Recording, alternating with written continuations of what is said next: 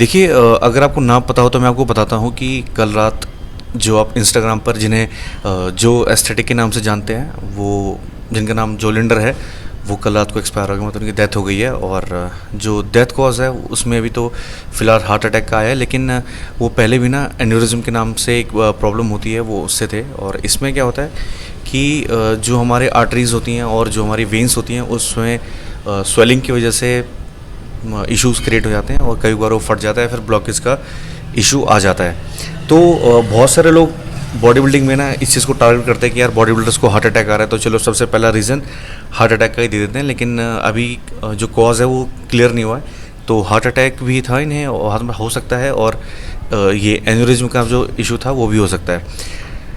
तो जो जोलिंडर थे वो स्पेशली फेमस हुए थे 2017 में। अगर आपने ये वाला वीडियो देखा होगा तो इसमें ये अपने चेस्ट के फाइबर शो कर रहे थे और इनका ये वाला वीडियो बहुत ज़्यादा वायरल हुआ था, और इसके बाद ये लोगों की नज़रों में आए थे और उस दिन के बाद से ये लगातार फेमस ही हो गए। अब इनके इंस्टाग्राम की अगर मैं बात करूँ तो इंस्टाग्राम पर 4.7 मिलियन, मतलब बहुत ज़्यादा सब्सक्राइबर थे इनके। और यूट्यूबर भी बहुत अच्छे थे, ये रेगुलर वीडियोस डालते थे, कंटेंट डालते थे। कभी आइस बकेट का हो गया, कभी सोना स्टीम, मतलब जैसा भी ये अपने आप को इम्प्रूव करने या फिर कुछ नया करते थे तो ये लोगों के साथ शेयर करते थे।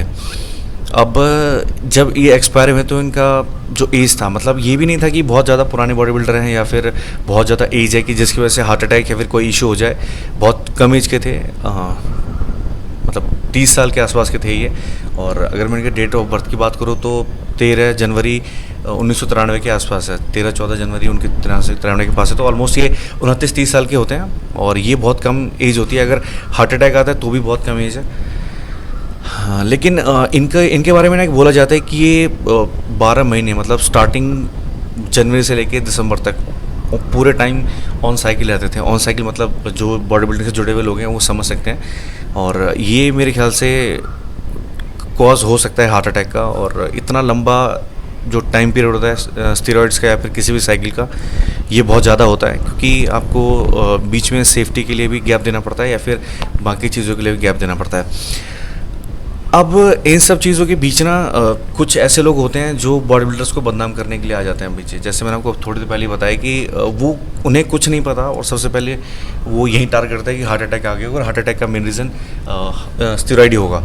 हो सकता है, लेकिन जब तक प्रॉपर रिपोर्ट्स ना आए तब तक आप अपनी बातें आगे रख के किसी के फील्ड को या फिर किसी इंसान को बदनाम करने की कोशिश ना करें, क्योंकि 4.7 मिलियन कम नहीं होते यार। और इंस्टाग्रामर थे, बहुत सारे यूट्यूबर थे, फिटनेस मॉडल थे, उन्होंने बहुत सारे कंपटीशन भी कम्पीट किए थे जिसमें सिल्वर और गोल्ड ये ऑलमोस्ट लाते रहते थे। फ़िलहाल के दिनों में ये दुबई में रह रहे थे और वहीं पे ट्रेनिंग कर रहे थे, और ये सडन न्यूज़ आया। जो इनकी गर्लफ्रेंड थी टीचा, तो वो भी थोड़ी उनके भी ट्वीट्स अगर आपने इंस्टाग्राम पर इनके पोस्ट देखे होंगे तो बहुत सैड है। और इन्होंने ऐसा लिखा है कि इन्होंने एक्सपेक्ट नहीं करा था कि ऐसा हो सकता है और इतना ज़्यादा बड़ा इशू बन सकता है। क्योंकि बहुत लोग जो उनके साथ के बॉडी बिल्डर्स हैं वो कह रहे हैं कि ओवर ट्रेनिंग की वजह से हो गया, और ओवर ट्रेनिंग के बाद ये क्या करते थे ना कि रेस्ट नहीं करते थे ज़्यादा, तो ये कॉजेज़ हो सकते हैं।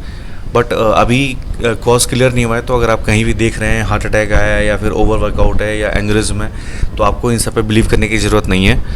जब रिपोर्ट्स आएंगे तब पता चल जाएगा कि क्यों ये रीज़न हुआ है और क्यों ये इनकी डेथ हुई है।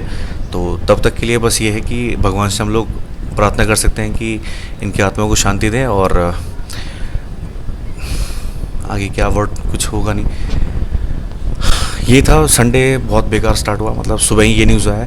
और ये जो भी बॉडी बिल्डिंग के लाइन में होंगे ना वो इनको तरीके से जानते होंगे, मतलब इनके वीडियोस, इनके मोटिवेशनल वीडियोस, इनके नॉलेज, ये हर बॉडी पार्ट के लिए जो मतलब आपको एक से एक टेक्निक बताने वाले बंदे थे कि हाँ ये ऐसे करने से ऐसा होगा, ऐसे करने। और बहुत सारे लोग इन्हें फॉलो भी करते थे और कोशिश भी करते थे जिम में ऐसे वर्कआउट्स करने की। तो ठीक है, कुछ अच्छी चीज़ें होती हैं, कुछ बुरी चीज़ें होती हैं, और बुरी चीज़ों का नुकसान तो होता ही है। तो तब तक हम लोग वेट करते हैं रिपोर्ट्स की। रिपोर्ट्स आते हैं और क्या कहते हैं रिपोर्ट्स, और जैसा आएगा मैं आपको अपडेट करता रहूँगा।